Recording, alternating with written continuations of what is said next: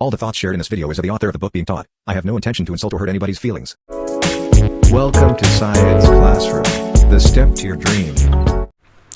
Welcome dear students. आज हम लोग पढ़ने वाले हैं एंशिएंट इंडिया का चैप्टर 26 जो कि है India's cultural contacts with the Asian countries. ठीक है, इस चैप्टर में जो हम लोगों को पढ़ना है वो है कि जो इंडिया का कॉन्टैक्ट था एशियन कंट्रीज़ से वो कल्चरल पॉइंट ऑफ व्यू से कैसा था, किस तरीके का मतलब रिलीजियस कॉन्टैक्ट था, आर्ट एंड क्राफ्ट किस टाइप से एक्सचेंजेस हुए, हम लोगों ने क्या सीखा, उनसे क्या सीखा और हम लोगों की वजह से उन्होंने क्या सीखा, है ना। इन सब के बारे में इस चैप्टर में हम लोग पढ़ेंगे। तो चलिए हम लोग स्टार्ट करते हैं। हम लोग देखते हैं जो मिडिवल टाइम्स में जो लॉ गिवर्स थे और जो कमेंटेटर्स थे, उन्होंने कहा कि एक इंसान को कभी भी समुद्र को क्रॉस नहीं करना चाहिए। ठीक है, इससे उनका धर्म भ्रष्ट होता है। लेकिन हम देखते हैं कि इंडिया जो है वो बहुत ही पुराने टाइम से एशियन जो नेबर्स हैं अपने, है ना, उनके साथ कांटेक्ट में बनाया, मतलब कांटेक्ट बना के रखा। हड़प्पन टाइम्स में भी हम लोग देखते हैं जो ट्रेडर्स थे, है ना, वो मेसोपोटामिया के शहर में जा के ट्रेडिंग करते थे। इसके अलावा हम लोग देखते हैं कि जब क्रिश्चियन एरा स्टार्ट होता है उसके बाद से हम लोग देखते हैं इंडिया जो है बहुत ही बढ़िया से कमर्शियल कांटेक्ट मेंटेन करने लगा था। चाइना से, साउथ ईस्ट एशिया से, वेस्ट एशिया से, सेंट्रल एशिया से, और जो बिजेंटीन एम्पायर था, है ना, जो रोमन एम्पायर था, ईस्टर्न रोमन एम्पायर, उसके साथ। तो एक लगातार कांटेक्ट हमेशा बना रहा, है ना। जो बुद्धिज़्म का जो प्रोपेगेशन हुआ, जो बुद्धिज़्म को प्रोपेगेट किया गया, अब ऐसा नहीं कि सिर्फ और सिर्फ लोग वहाँ जाके अपने रिलीजन को ही प्रोपेगेट कर रहे थे, बल्कि साथ में कुछ ना अपना कल्चर भी लेके जा रहे थे जो उन लोगों को सिखा रहे थे। तो इससे क्या हुआ कि बुद्धिज़्म के प्रोपेगेशन से भी इंडिया का जो कल्चरल कांटेक्ट है वो प्रमोट हुआ, और वो ये स्पेशली हुआ श्रीलंका के साथ, म्यांमार के साथ, चाइना के साथ और सेंट्रल एशियन कंट्रीज़ के साथ। ठीक है, तो जो बुद्धिस्ट हम लोग जानते हैं अशोका के टाइम में, अशोका जो किंग अशोका थे, उन्होंने ना बुद्धिस्ट मिशनरीज़ को भेजा था, है ना, श्रीलंका में अपने जो उनका रेन था उसके बीच, जो कि 3rd सेंचुरी BC के अराउंड पड़ता है ना। कई जगह पर हम लोग देखते हैं कि उन्होंने अपने जो बेटे थे उनको, है ना, बुद्धिज़्म के प्रोपेगेशन के लिए श्रीलंका भेजा था। तो इससे भी क्या होता है कि कल्चरल कॉन्टैक्ट है वो इन्हेंस होता है।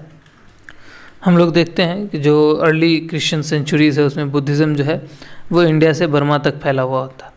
इंडिया से बर्मा जो है मॉडर्न म्यांमार है, वहाँ तक फैला होता है। और जो बर्मीज़ पीपल थे, है ना, जो बर्मा के जो लोग थे, उन्होंने बुद्धिज़्म का एक नया फॉर्म जिनको थेराविटा फॉर्म कहा जाता है वो डेवलप कर लिया था और उसको मानते थे। और इसके अकॉर्डिंग उन्होंने कई सारे टेम्पल्स को, है ना, और स्टैचूज़ को इरेक्ट किया हुआ था, बनाया हुआ था बुद्धा के ऑनर में। तो ये एक नया फॉर्म उन्होंने डेवलप किया था बुद्धिज़्म का। बर्मीज़ और श्रीलंकन जो बुद्धिस्ट थे उन्होंने काफ़ी ज़्यादा रिच कॉर्पस, है ना, बनाया। रिच कॉर्पस कहने का मतलब कलेक्शन ऑफ लिटरेचर्स आप कह सकते हैं, लिटरेरी बुक्स कह सकते हैं, है ना। तो लिटरेरी जो बुद्धिस्ट लिटरेचर था उनका एक बहुत बड़ा, है ना, बहुत ही ज़्यादा रिच कॉर्पस बनाया जो कि इंडिया में भी नहीं पाया जाता। ठीक है, जितना भी हम लोगों को पाली टेक्स्ट देखने को मिलता है जो कंपाइल किया गया है या कमेंट्री जिसके जो कमेंटेड फॉर्म में है, ठीक है, वो सारा का सारा श्रीलंका में ही हुआ है।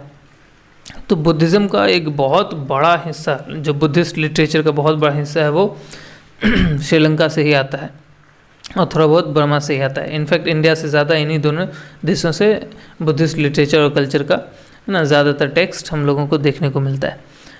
जब कनिष्का का जो रेन हुआ, है ना, जो उनका शासनकाल था, उस शासनकाल के, है ना, साथ साथ जो है बहुत ज़्यादा नंबर में जो इंडियन मिशनरीज थे वो चाइना, सेंट्रल एशिया और अफ़गानिस्तान गए थे अपने रिलीजन को मतलब प्रीच करने के लिए। तो बुद्धिज़्म जो है बहुत ज़्यादा प्रोपेगेट किया यहीं से। इसी टाइम में चाइना भी गया, सेंट्रल एशियन कंट्रीज़ में भी गया, और अफ़गानिस्तान में भी बुद्धिज़्म को बहुत बड़ा कह सकते हैं कि बहुत ज़्यादा फॉलोअर्स थे वहाँ पे भी।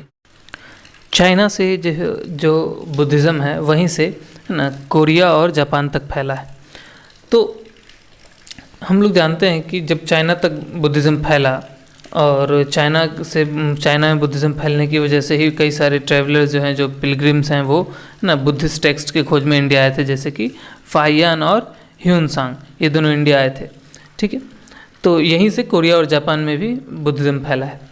हम लोग जानते हैं कि इन सब चीज़ों से क्या हुआ ना कि ज़्यादा मतलब ये जो कांटेक्ट हुआ, तो इस कांटेक्ट से जितने भी कंट्रीज़ हैं उसका और इंडिया का, उनका और इंडिया का एक कह सकते हैं कि रिज़ल्ट जो था वो फ्रूटफुल था, बहुत फ्रूटफुल रिज़ल्ट हुआ। जैसे कि एक था कि हम लोग देखते हैं जो स्टार्टिंग पॉइंट है कंपनीज़ का, जो मर्चेंट्स की कंपनीज़ होती थी, है ना, जो डेजर्ट को मतलब पार करते थे। डेजर्ट वो चाइना में जो गोबी डेजर्ट है उसकी बात कर रहे हैं, सहारा डेजर्ट मत समझिएगा, ठीक है।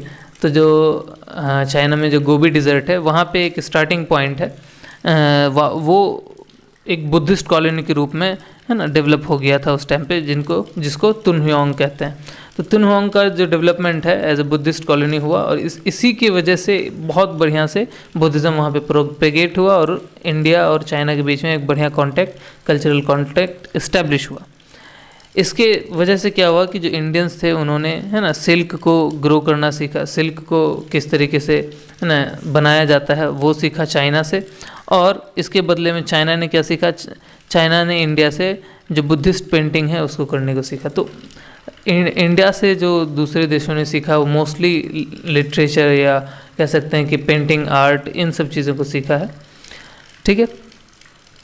तो जो इसके अलावा जो चाइना और इंडिया का जो कांटेक्ट है, इसके अलावा चाइना, है ना, कोरिया और जापान के अलावा दो और बहुत बड़े सेंटर्स हैं बुद्धिज़्म के उस टाइम में थे एंशिएंट इंडिया में, वो थे अफ़गानिस्तान और सेंट्रल एशिया, माफ़ कीजिएगा एंशिएंट इंडिया नहीं, एंशिएंट टाइम्स में, ठीक है। तो अफ़गानिस्तान और सेंट्रल एशिया बहुत ज़्यादा ही कह सकते हैं कि फेमस था बुद्धिस्ट सेंटर की तरह से। अफ़गानिस्तान में बहुत सारा जो है बुद्धा का स्टैचू और जो बुद्धिस्ट मोनेस्ट्रीज़ हैं, जो केव्स हैं, वो पाया गया है ना, बेगराम में और बामियान में। ये जो इस कंट्री के नॉर्थ में, जो अफ़गानिस्तान के नॉर्थ में सिचुएटेड हैं, इन दोनों जगहों पे बहुत सारा जो है बुद्धिस्ट जो स्टैचूज़ है वो देखने को मिला है, ठीक है। तो बुद्धिज़्म जो था वो अफ़गानिस्तान में बहुत अच्छे से फैला हुआ था। तो जो बेगराम था अफ़गानिस्तान में वो बहुत ही फेमस था अपने आइवरी के वर्क के लिए। इनका जो आइवरी का वर्क था वो एकदम सिमिलर फैशन था, उनका जो डिज़ाइन था वो एकदम सिमिलर था कुशान टाइम्स के। जो कुशान टाइम्स में जैसा आइवरी का वर्क होता था ठीक वैसा ही बेगराम में, है ना, आइवरी का वर्क हुआ करता था। बामियान जो है फेमस है अपने टॉलेस्ट बुद्धा स्टैचू के लिए। अब टॉलेस्ट मतलब दुनिया में सबसे ज़्यादा ऊंचा बुद्धा स्टैचू था, वो भी सिर्फ और सिर्फ रॉक का कटा हुआ, है ना, कह सकते हैं कि एक पत्थर से कटा हुआ जो सबसे ऊंचा बुद्धा का स्टैचू था वो बामियान में ही था, ठीक है। ये early centuries of Christian era में बना था, समझ लीजिए 5th सेंचुरी, है ना, 5th सेंचुरी एडी से लेके 6th सेंचुरी एडी के बीच में, है ना, इसमें बना था। लेकिन अनफॉर्चुनेटली ये देखिए, पहले ये देखिए जो बामियान का जो बुद्धा है ना, ये पहले का है और ये डिस्ट्रक्शन के बाद का है। अनफॉर्चुनेटली हुआ क्या कि जब तालिबान का कब्ज़ा हो गया अफ़गानिस्तान में, तो उसका जो लीडर था मुल्ला उमर, उसने ना 2001 में इस बुद्धा के स्टैचू को डिस्ट्रॉय कर दिया। ऐसे 2 स्टैचू था, ये बड़ा वाला है, एक इससे थोड़ा छोटा था, ठीक है। इस दोनों को उसने डिस्ट्रॉय कर दिया। बहुत सारे कह सकते हैं कि बहुत सारी कंट्रीज़ जो हैं इंक्लूडिंग जापान, इंडिया, सब ने मिलकर इसका विरोध भी किया, सब लोगों ने समझाया भी, लेकिन वो माना ही नहीं। इंडिया ने और जापान ने, जैसे जापान ने उसे फाइनेंशियल एड भी कहा कि हम पैसा देंगे आपको, अगर आपको दिक्कत है मूर्ति से तो आप इसको ढक दीजिए, या फिर हम अपना टेक्नोलॉजी लगा के इसको ले आते हैं, बदले में आप पैसा ले लीजिए, या हमें मेंटेन करने दीजिए। इंडिया ने भी कहा कि अगर आपको दिक्कत है तो इंडिया अपने कल्चर के लिए इन सारी चीज़ों को ख़रीदेगा, सारी चीज़ों को यहाँ ले आएगा। इसके अलावा बहुत सारी कंट्रीज़ ने इंक्लूडिंग पाकिस्तान, ठीक है, पाकिस्तान के भी लोगों ने मतलब जो मतलब थोड़े कल्चर को लेकर के पसंद करते होंगे ना, उन लोगों ने, कई सारे बिजनेसमैन ने, मतलब पूरी दुनिया जो है लगभग इसके पीछे लग गई कि इसको बचा लिया जाए। लेकिन मुल्ला उमर जो है उसने इसे तुड़वा दिया। बहुत सिली सा रीज़न था, बहुत सिली सा रीज़न था। उसका कहना था कि एक कोई NGO शायद आया था उसके पास, फॉरेन NGO आया था, जिसने कहा था कि हम मतलब पैसे से इसको ठीक करेंगे, इस वर्क को लगाएंगे, इस वर्क में पैसा लगाएंगे और इसको ठीक करेंगे। तो उसको बुरा लगा कि भाई अफ़गानिस्तान में इतने सारे लोग मर रहे हैं और ये लोग उसको मतलब ज़िंदा इंसानों को मदद नहीं करके इसके पीछे खर्चा करना चाहते हैं। तो इसलिए उसने उड़ा दिया। अब ये देखिए, ये जो टेक्नोलॉजी जो डेवलप था उस टाइम पे, अब क्योंकि ये जो मूर्ति बनाई ये एक दिन में तो नहीं बना होगा, कई सारे है ना महीने साल लगे होंगे, कई सारे मजदूर लगे होंगे, तब जाके मूर्ति एक पत्थर के अंदर से, कह लीजिए कि एक पहाड़ है उसके अंदर कटा हुआ है, ठीक है।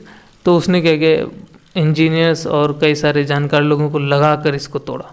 बहुत ही अजीब बात भी है, बहुत एक तरह से हम लोग देखें तो पागल के जैसा इसने बिहेवियर दिखाया, जबकि पूरी दुनिया मिलके इसको समझा रही थी। मतलब लोग हर तरीके का इसको सॉल्यूशन दे रहे थे, हर तरीके का सॉल्यूशन दे रहे थे, लेकिन इसने नहीं माना, इसको उड़ा दिया। तो 2001 तक है ना यहाँ रहा, जबकि कई सारे लोग, जैसे कि पाकिस्तान के एक आई थिंक आर्कियोलॉजिकल डिपार्टमेंट का कोई इंसान था, वो जाकर मुल्ला उमर मतलब तालिबान के लीडर को समझा रहा था। उसका कहना था कि देखिए इस रीजन से अगर आप कह सकते हैं कि अगर आप आइडल वर्शिप को नकारते हैं, जो कि इस्लाम में है, आइडल वर्शिप को नहीं मानना चाहिए, आइडल्स को मूर्ति पूजन मना है, लेकिन अगर आप इस चीज़ को कहते हैं कि आइडल वर्शिप से आपको दिक्कत है तो इस पर ढक दीजिए, ठीक है, इसको ढक दीजिए दिक्कत है तो। क्योंकि यहाँ से बहुत सारे जो मुस्लिम रूलर्स थे उनका आना जाना हुआ इधर से ना, जो इंडिया की तरफ आ रहे हों या सेंट्रल एशिया में जा रहे हों, उन सब का इधर आना जाना लगा रहा, लड़ाई पीट होता रहा, लेकिन किसी ने भी लड़ाई पीट के भी बीच इसको नहीं तोड़ा, ठीक है। और ये जो मूर्ति है तब बनी है जब इस्लाम का जन्म भी नहीं हुआ था। तो इतनी पुरानी चीज़ों को है ना उन लोगों ने नहीं तोड़ा, क्योंकि वो लोग, अब सोचिए, वो लोग आक्रमण करने के लिए आते थे, फिर भी उन्होंने इन सब को नहीं तोड़ा, तो आप क्यों तोड़ रहे हैं। तो इसने बहुत ही गधे की तरह से बात कही। इसने कहा कि उनके पास टेक्नोलॉजी नहीं था तोड़ने का। तो बहुत अजीब था, बहुत कह सकते हैं कि कल्चरल पॉइंट ऑफ व्यू से देखें तो ये बहुत ही बुरा हुआ। और अफ़गानिस्तान के जो लोग थे वहाँ पे, हालांकि अब उनका रिलीजन बदला हुआ है, लेकिन वो फिर भी इसे अपना कल्चर की तरह से देखते थे, उनको भी बहुत ठेस पहुँचा। खैर, ये तो हुआ कल्चरल लॉस। लेकिन ये जो बामियान जो जगह है अभी भी, ये बहुत फेमस, अभी भी यहाँ पे ये डिस्ट्रक्शन के बाद आपको दूर से ही गड्ढा देखने को मिलेगा पहाड़ में, ठीक है। इसके अलावा ये जो 2 स्टैचूज़ थे, इसके अलावा कई सारे छोटे छोटे स्टैचूज़ भी थे, और साथ में कई सारे आर्टिफिशियल केव्स, नेचुरल भी केव्स थे और आर्टिफिशियल केव्स भी थे इन पहाड़ों में, है ना, जिसमें मॉन्क्स रहा करते थे। तो बुद्धिज़्म जो है अफ़गानिस्तान में 7th सेंचुरी AD तक रहा, 7वीं शताब्दी तक रहा। उसके बाद फिर इस्लाम ने इसे रिप्लेस कर दिया। फाइनली इस्लाम ने इस बुद्धिज़्म को यहाँ पे रिप्लेस कर दिया।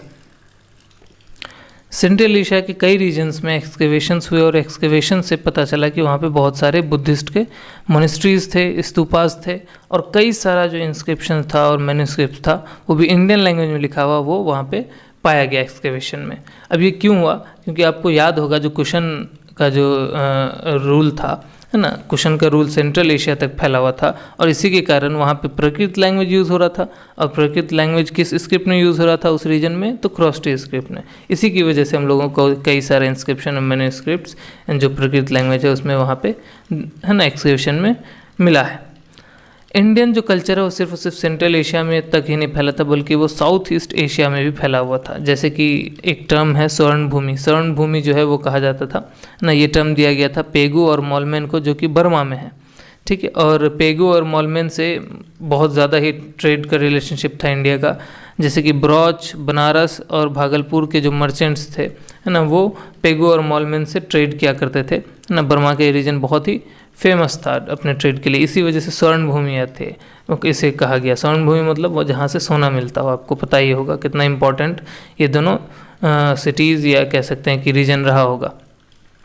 यहाँ पे जो है बर्मा में ना गुप्ता टाइम का कई सारा जो है बुद्धिस्ट रिमेन्स हम लोगों को देखने को मिलता है। तो मतलब गुप्ता एम्पायर, गुप्ता के टाइम में ना जो कल्चरल कॉन्टेक्ट था वो वहाँ तक बहुत स्ट्रांगली फैला होगा, तभी तो वहाँ पे बहुत सारा बुद्धिस्ट रिमेन्स हम लोगों को देखने को मिलता है, ठीक है। 1st सेंचुरी AD कह सकते हैं कि जो क्रिश्चियन एरा का जो 1st सेंचुरी है, उसके बाद से हम लोग देखते हैं कि इंडिया का जो ट्रेड है वो, है ना, ट्रेड रिलेशन है वो जावा और इंडोनेशिया के साथ भी बहुत अच्छे से इस्टेब्लिश हो चुका है, ठीक है। जावा इंडोनेशिया, आपको पता होगा जावा सुमात्रा, ये अलग अलग जो आइलैंड्स हैं ना वो हैं, तो और ये अब इंडोनेशिया में है। तो जावा जो इंडोनेशिया में है है ना, वो उससे इंडिया का बहुत बढ़िया से ट्रेड रिलेशन इस्टेब्लिश हो चुका था, है ना, फर्स्ट सेंचुरी के बाद से। इसी वजह से जावा को स्वर्ण द्वीप कहा जाता था, द आइलैंड ऑफ गोल्ड, है ना। तो जो एंशियंट इंडियंस थे वो इसको स्वर्ण द्वीप कहते थे। अब स्वर्ण मतलब स्वर्ण द्वीप मतलब ऐसा आइलैंड जहाँ से गोल्ड मिलता हो, तो मतलब ट्रेड की वजह से क्या होता होगा, गोल्ड आता होगा, इसी वजह से इसको स्वर्ण द्वीप कहा गया। तो कितना इम्पोर्टेंट ट्रेडिंग सेंटर रहा होगा ये जावा, और जो पेगु मॉलमैन है, ये तीनों जो कह सकते हैं कि जो सबसे अर्लीस्ट इंडियन सेटलमेंट्स था जावा में, वो है ना 56 AD के अराउंड इस्टेब्लिश हुआ था। और हम लोग जानते हैं कि जो चाइनीज़ पिलग्रिम था फाहियान, वो जब जावा विज़िट किया था 5th सेंचुरी AD में, तो उसने अपने है ना व्लॉग में लिखा था कि इस जगह पे जावा में जो है हिंदुइज़्म बहुत ज़्यादा प्रिविलेंट है, मतलब जो ब्राह्मणिकल रिलीजन है, हिंदू धर्म है, वो वहाँ पे ज़्यादा प्रिविलेंट है ना, ज़्यादा पाया जाता है जावा में।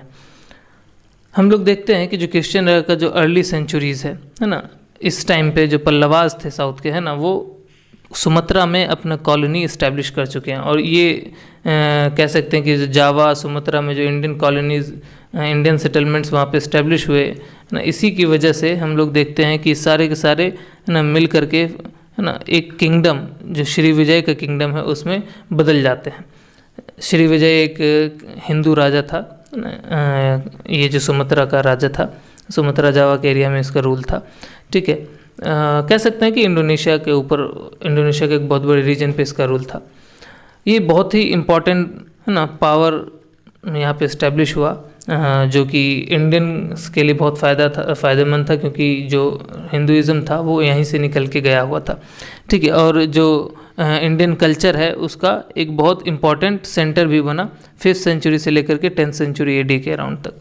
तो ये जो सेटलमेंट्स था इंडिया का जावा और सुमत्रा के रीजन में, ये चैनल बना इंडियन कल्चर के रेडिएशन का, इंडियन कल्चर का, है ना, इंडियन सब कॉन्टिनेंट से निकलकर जो साउथ ईस्ट एशिया है वहाँ तक जाने का एक चैनल इस्टेब्लिश किया ये दोनों का दोनों रीजन।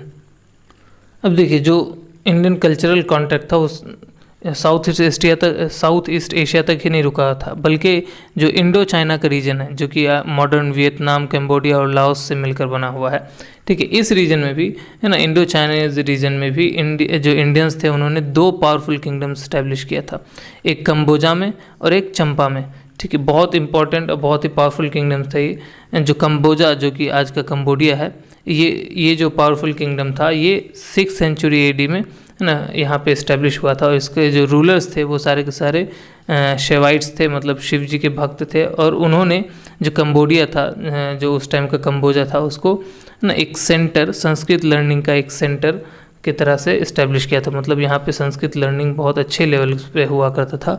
और कई सारे जो इंस्क्रिप्शंस हैं उसको इस जगह पे जो संस्कृत में जो इंस्क्रिप्शंस लिखे हुए हैं इस जगह पे कंपोज किया गया, ठीक है। इसी तरीके से चंपा जो है, जो कि आज के रीजन का साउदर्न वियतनाम और नॉर्दर्न वियतनाम का कुछ पार्ट मिलाकर के चंपा, है ना, किंगडम था। यहाँ पे ट्रेडर्स ने अपनी कॉलोनी इस्टेब्लिश की थी। और जो चंपा के जो रूलर्स थे, जो किंग थे, वो भी एक शेवा थे, मतलब शिव जी के भक्त थे। और चंपा का जो ऑफिशियल लैंग्वेज था वो था संस्कृत। अब इसी वजह से चंपा जो था वो बहुत ही, है ना, बड़ा सेंटर था, वो कह सकते हैं कि एक महान सेंटर था वेदा और धर्मशास्त्र के स्टडीज़ का। मतलब अगर किसी को वेदा और धर्मशास्त्र में एजुकेशन लेना हो, अच्छा एजुकेशन लेना हो, तो वो चंपा उस टाइम पे विज़िट किया करता था। अब देखिए, ये जो इन सारे अलग अलग कंट्रीज से जो इंडिया का जो कल्चरल कॉन्टेक्ट हुआ, लोगों के बीच में कमिंगलिंग हुआ, कई सालों तक इसी तरीके का जो कमिंगलिंग हुआ लोगों का, ये, है ना, एक नए टाइप का आर्ट, लैंग्वेज और लिटरेचर को, है ना, कह सकते हैं कि जन्म दिया, ठीक है। इसी वजह से हम लोग देखते हैं जो ग्रेटेस्ट बुद्धिस्ट टेम्पल है ना, जो बुद्धिज़्म का जो सबसे बड़ा टेम्पल है वो इंडिया में नहीं, जबकि इंडिया में बुद्धिज़्म का जन्म हुआ, यहीं से वो प्रोपेगेट किया है। फिर भी सबसे बड़ा बुद्धिस्ट टेम्पल इंडिया में नहीं बल्कि जावा में, है ना, बोरोबुदुर रीजन में है। इसलिए, है ना, ये जो आपको यहाँ पे नीचे इमेज दिख रहा है, ये बोरोबुदुर में जो टेम्पल है, बुद्धिस्ट टेम्पल, उसका है। बहुत बड़ा टेम्पल है ना। इसको लार्जेस्ट बुद्धिस्ट टेम्पल इसलिए कहते हैं क्योंकि इसमें 436 इमेजेस हैं बुद्धा का।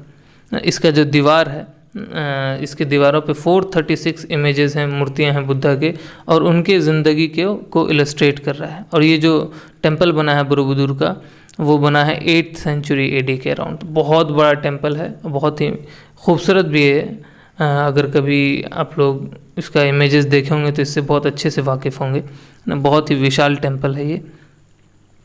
अब देखिए, बोरोबुदुर से भी एक बहुत बड़ा टेम्पल है कंबोडिया में, जो टेम्पल है एंकोर वाट टेम्पल, ठीक है, ये बहुत बड़ा है, बोरोबुदुर से भी काफ़ी बड़ा है।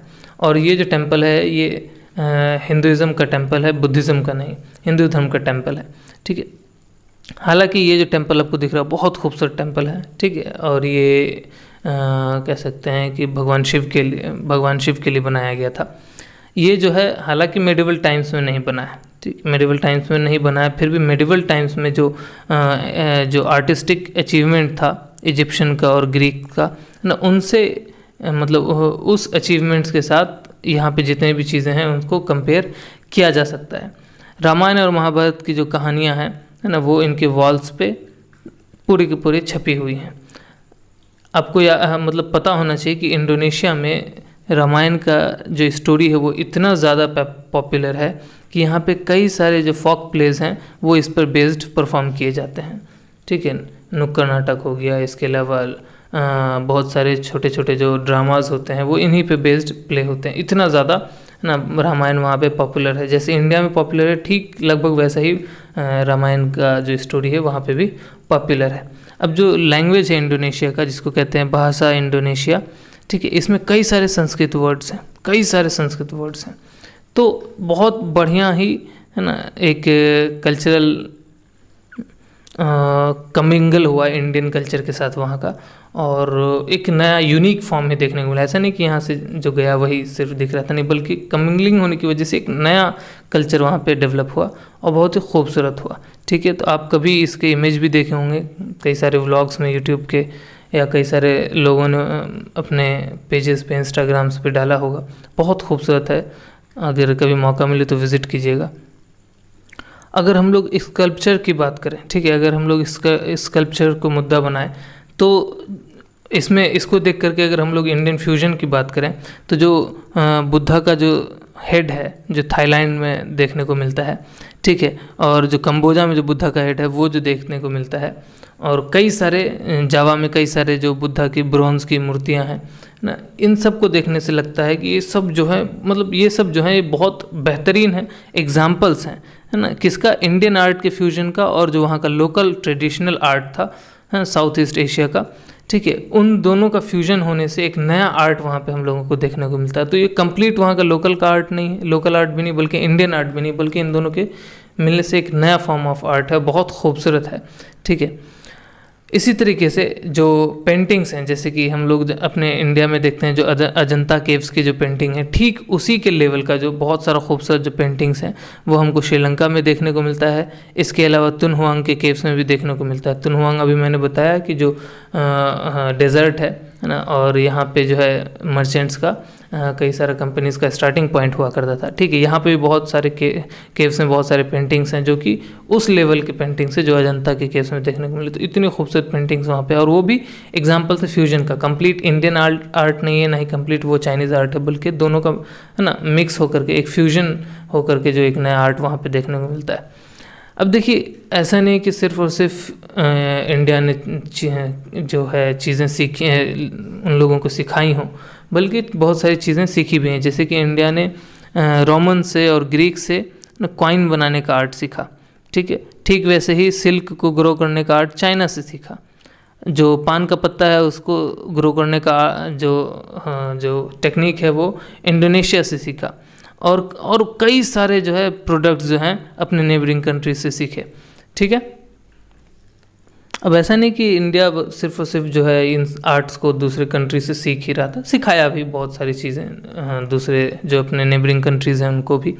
जैसे कि कॉटन ग्रो करने का जो आर्ट था वो इंडिया से ही चाइना तक फैला और फिर सेंट्रल एशिया तक फैला, ठीक है। लेकिन इंडिया में जो आर्ट है, इंडिया का जो कंट्रीब्यूशन है वो ज़्यादातर कंट्रीब्यूशन जो है वो आर्ट में है, रिलीजन में है, स्क्रिप्ट में और लैंग्वेज में, जो मैंने पहले ही कहा कि इंडिया से बहुत सारे टेक्निक्स जो हैं वो आर्ट है ना, और लिटरेचर से रिलेटेड प्रोपेगेट हुई हैं, ना कि कॉटन या फिर हम कह सकते हैं मटेरियलिस्टिक चीज़ें।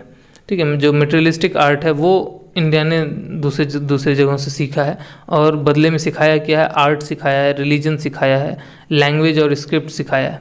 ठीक है, हालांकि खैर इंडिया और जो इंडिया के जो एशियन कंट्रीज़ थे उस टाइम पे, जो नेबर्स थे, है ना, इन दोनों के कल्चर के मिक्स होने की वजह से ऐसा नहीं कि जो कोई कल्चर डेवलप, जैसे कि मान लीजिए जावा में जो इंडियन सेटलमेंट्स हुआ, वो पूरा का पूरा कंप्लीट जो था वो रेप्लिका था इंडियन कल्चर का, है ना, कि यहाँ के लोग वहाँ जाके सेटल हो गए तो same to same Indian culture को वहाँ पे देखने को मिला, ऐसा नहीं।